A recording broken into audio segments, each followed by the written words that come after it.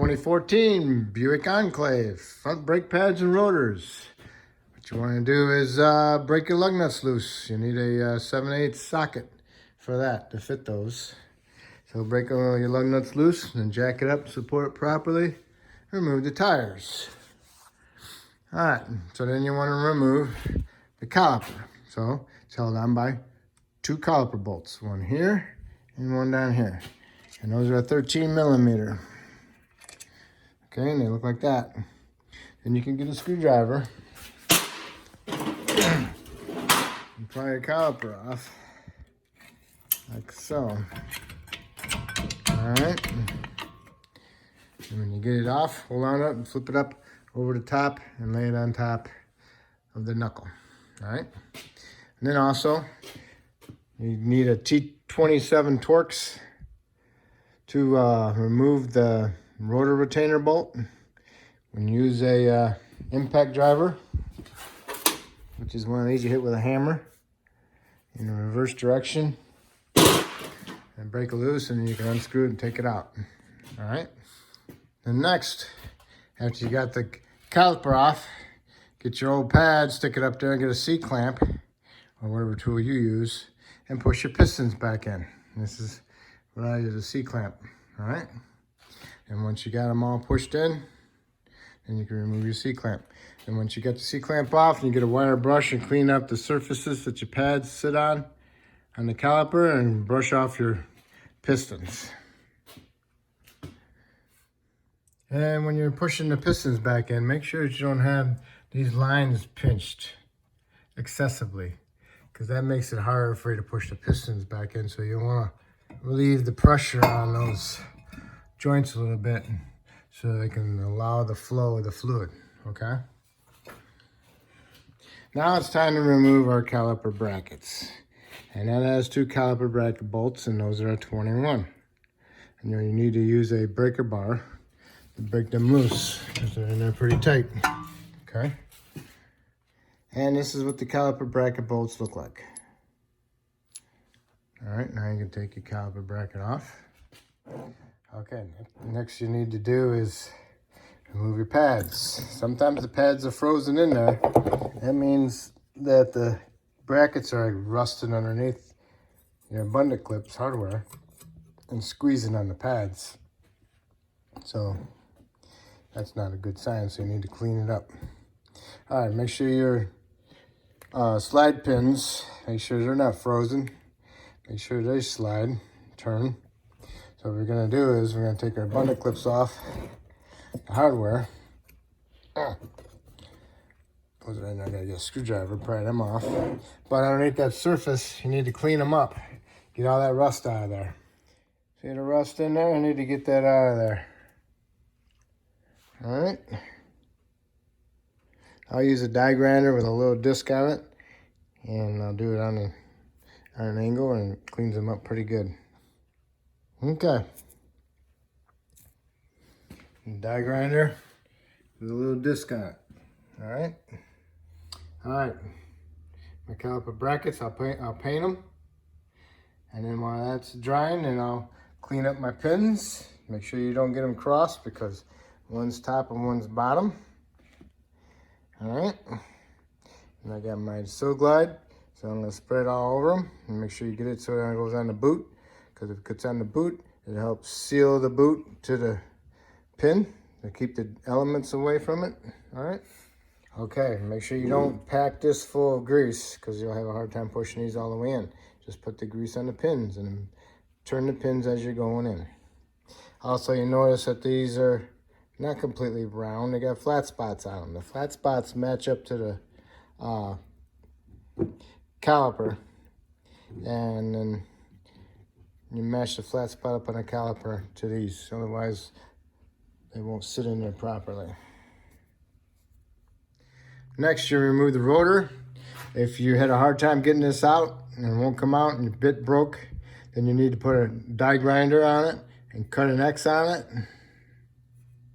you know, like a cross, and take a chisel and chisel those pieces out of there. And then you can smack the rotor with a hammer, and you'll eventually get the rotor off of what's left of the bolt. and then you can get a pair of pliers on a bolt or vice grips and turn the rest of the bolt out. All right, the hubs need to be fairly clean. They cannot have rust chunks or high-low spots. So you need to clean these up just a little bit, make them shiny. And I'll use my disc a little bit. I'll use one of these. It's like a real coarse Brillo pad, and also goes around the stud. All right. And then I do have a little wire brush also. All right. There's my hub. Now I'll put a fine film of anti-seize on it. That'll help prevent it rusting and also prevent it from bonding and rusting together in the future. All right, I got the anti-seize on my hub. Now it's time for my rotor. Okay, here's my rotor. And it's got shipping oil all over it. So you need to clean them up with some degreaser or some glass cleaner. I use glass cleaner. Do not use brake clean because brake clean will deteriorate the brake pads. Because the brake pads have a little flower leaf on it. That means I don't like brake clean. Okay? So, I'm going to clean these up. All right, here they are. Here it is. All right, so now I'm going to put them on. Make sure you line up your rotor retainer bolt. All right, now it's time for your caliper bracket. Put your abundant clip hardware in there. Make sure they're all bottomed out and pushed in. Okay, because down there in the middle, you got the little clips in there to make sure they're bottomed out. Okay. Okay, get your caliper bracket bolts started, snug them up, and then you need to torque them to 110 foot-pounds. All right, so now it's time for our brake pads. Now, if you notice, you got little springs on them, and right there's a little clip. So you need to push the pad in there past that little clip, so the clip holds the pad inside there. All right, push the pad in there, so you have to pass the little clip. All right. And on the inner pad, it's the same way, but now you got the squeaker. Squeaker goes on top towards the rotation of the rotor, okay? So keep an eye on how to do this. Just push them in there straight, all right? And remember, these act like little springs too. You gotta push the pad against the side of them to get it lined up inside there. Okay, so now we got them both on. Now it's time for your caliper. We already pushed the pistons in, so we're good. So make sure that you don't have it twisted, because it will twist the line and the line will look like crap. So you need to make sure it's a clean shot, all right? And remember I was talking about the flats on the slide pins? Well, there's the flats on the calipers. Okay, they're flat.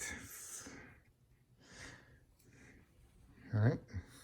If the flats aren't lined up with the caliper, you won't get your caliper bolts in. So once you got the both caliper bolts in, snug them up and tighten them to 30 foot-pounds. All right. And here I'm talking about this line. Make sure it's a nice clean shot. Make sure there's no loops in it. Okay.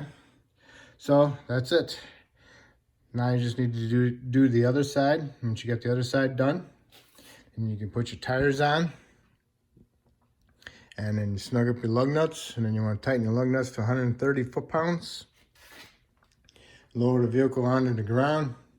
Go inside the vehicle. Pump your brake pedal up. Make sure you've got a good firm pedal. The reason is for that, because you have no brake pedal.